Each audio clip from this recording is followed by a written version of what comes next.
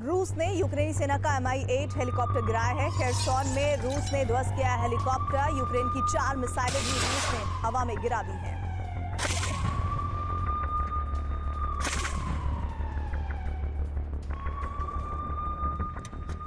Ukraine में Putin का बारूदी प्रकोप बढ़ता जा रहा है। ऐसी मुश्किल घड़ी में ज़ेलेंस्की को बाइडेन ने भी बहुत बड़ा झटका दिया है। यूक्रेन को और ज्यादा मदद देने से अमेरिका ने हाथ खड़े कर दिए हैं। अमेरिका ने कहा है कि यूक्रेन के लिए उसका फंड खत्म हो गया है। अमेरिका के इस फैसले से नेटो के खेमे में सन्नाटा है। सवाल है कि ज़ेलेंस्की को पुतिन के प्रहार से अब कौन बचाएगा, और खासकर ऐसे समय में जब यूक्रेन की सेना के अंदर ही ज़ेलेंस्की के खिलाफ बगावत तो हो रही है, तो ऐसे नाजुक वक्त में ज़ेलेंस्की का रक्षक बनने के लिए सामने कौन आ रहा है?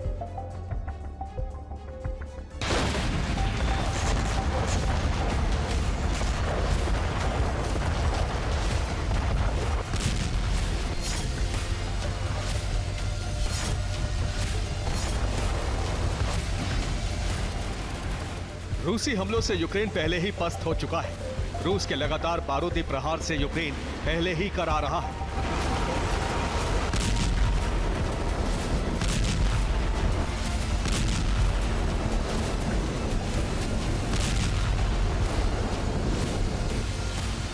पुतिन ने यूक्रेन में तबाही का ऐसा जलजला ला दिया है जिससे यूक्रेनी सैनिक डरने लगे हैं। हालात ऐसे हो गए हैं कि कभी भी यूक्रेन सरेंडर के लिए मजबूर हो सकता है।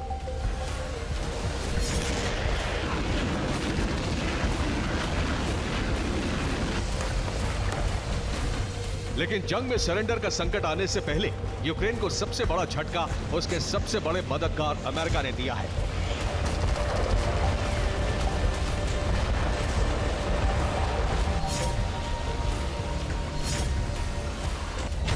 रिपोर्ट्स के मुताबिक यूक्रेन को अमेरिका अब और मदद नहीं दे पाएगा। पेंटागन की तरफ से ऐलान किया गया है कि यूक्रेन को पहले जैसी मदद दे पाना अब संभव नहीं है। यूक्रेन के लिए अमेरिका के पास कोई अतिरिक्त फंड नहीं है।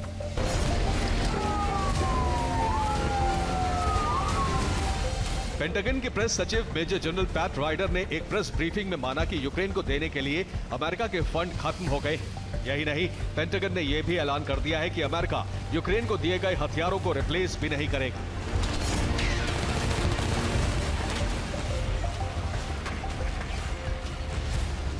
यूक्रेन को मदद से पीछे हटने की अमेरिका के ऐलान के बाद अब यूरोपियन यूनियन ने ज़ेलेंस्की को मदद देने का दूसरा तरीका खोजा है।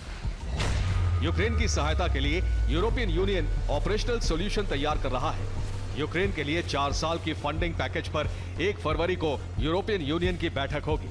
ईयू चीफ ने कहा है कि यूक्रेन की मदद के लिए ब्रसेल्स के प्लान बी पर भी नजर है। यूरोपियन यूनियन ने हाल ही में यूक्रेन को $55 अरब का पैकेज देने का प्रस्ताव रखा था, लेकिन हंगरी ने यूक्रेन को $55 अरब के पैकेज को मंजूरी नहीं दी।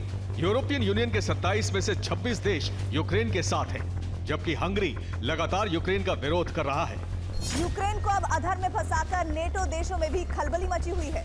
यूक्रेन को अमेरिका से जारी मदद से हाथ खींच लेने के बाद नेटो देशों में खासी नाराजगी। इस बीच पुतिन की सेना ने यूक्रेन में भयानक हमले किए हैं।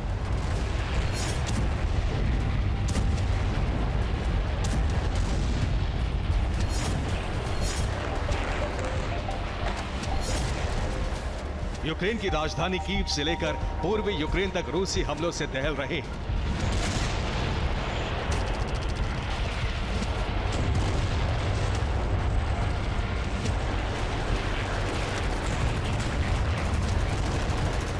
रूसी एरोस्पेस फोर्स के Su-25 फाइटर पूर्वी यूक्रेन पर मिसाइलें बरसा रहे हैं।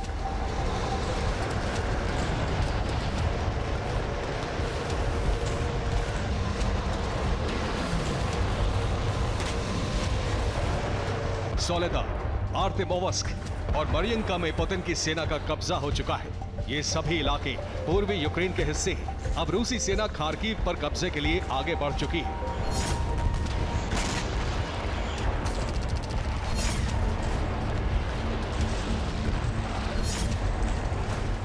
रिपोर्ट्स के मुताबिक रूस खार्किव के पास बड़े पैमाने पर हमले की तैयारी कर रहा है।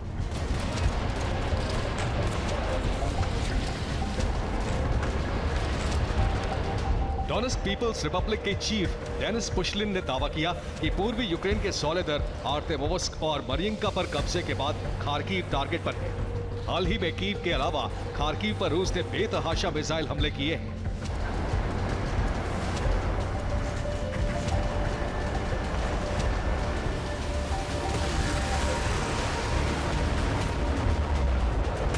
बेलगोरोद पर यूक्रेन के ड्रोन हमले के जवाब में रूस ने खार्किव पर मिसाइलों की बौछार करके यह ऐलान कर दिया है कि पुतिन कीव और खार्किव पर कब्जा करके मानेंगे।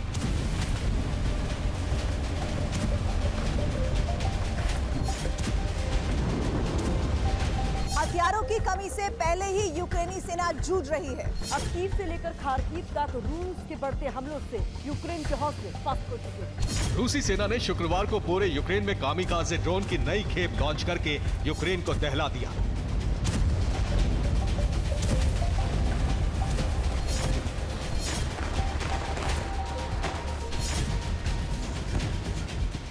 पिछले 72 घंटों में यूक्रेन से आई विध्वंसक तस्वीरें इसकी तस्दीक करती हैं कि रूसी हमलों से यूक्रेन के कई इलाके तबाहिस्तान में तब्दील हो चुके हैं।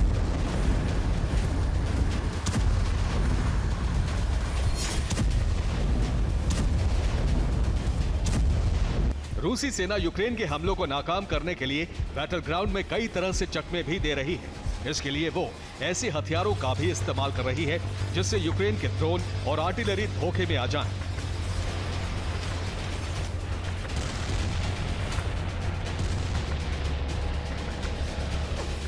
रूसी सेना अब यूक्रेन को हर तरह से तबाह कर देने के लिए उसके हर ठिकाने पर बारूद बरसा रही है। यूक्रेन के हथियार डिपो के अलावा तेल डिपो, गैस सेंटर, बिजली घर पर भी रूस लगातार हमले कर रहा है। इस बीच यूक्रेनी फोर्स के फ्यूल सप्लाई बेस को निशाना बनाकर रूस ने जबरदस्त मिसाइल हमला किया, जिसमें यूक्रेन का सप्लाई बेस ध्वस्त हो गया।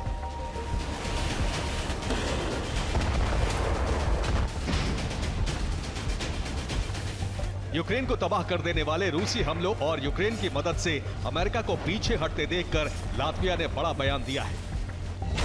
लातविया के विदेश मंत्री ने कहा कि रूस के हमले कभी नहीं रुकेंगे। रूस को रोकने के लिए यूक्रेन को मदद जारी रखनी होगी। साथ ही रूस को रोकने के लिए नेटो को लंबी रणनीति पर काम करना होगा।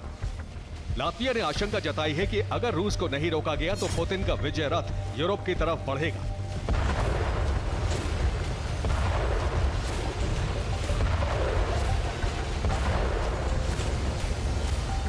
नेटो देश पुतिन के बढ़ते हमलों से इसलिए भी चिंतित हैं क्योंकि रूस यूक्रेन का जबरदस्त नुकसान कर चुका है। डोनेट्स्क में यूक्रेन के 280 सैनिक मारे गए हैं। 7 युद्धवाहन, एक 122 mm RM-70 multiple launch rocket system, 152 mm MSTA-B और T-20 हॉवित्जर के अलावा यूक्रेन के 3 120 mm मोर्टार भी नष्ट हो गए। इसके अलावा यूक्रेनी सेना में फूट भी बढ़ती जा रही है। ज़ेलेंस्की की सेना हथियार चाहती है या फिर सरेंडर के लिए तैयार है, लेकिन ज़ेलेंस्की सैनिकों पर लड़ने का दबाव बना रहे हैं।